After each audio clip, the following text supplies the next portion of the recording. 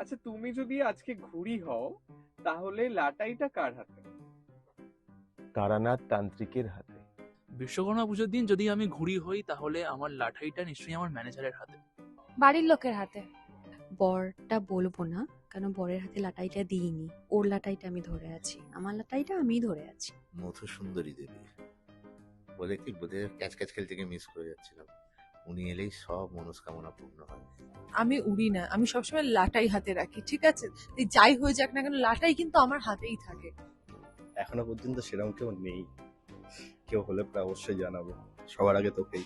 দেখো, আমরা তো বিয়ে বিয়ে করে ফেলেছি, অবশ্যই আমাদের লাঠাই আমাদের বউয়ের হাতে থাকবে। আমি যদি ঘুড়ি হই তাহলে আমার লাটাই ডেফিনেটলি আমার ব্যাংক অ্যাকাউন্টের ব্যালেন্সের উপরেই থাকবে।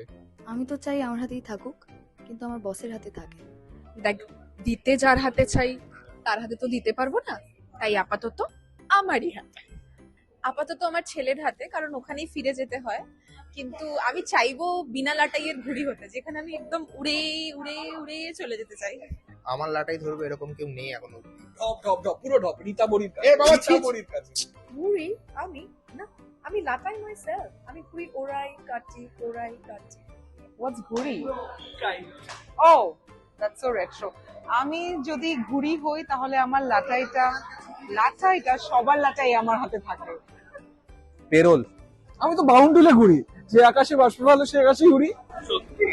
এই না বউ ঠ্যাঙাবে, সরি বউয়ের হাতে। ম্যানেজারের হাতে।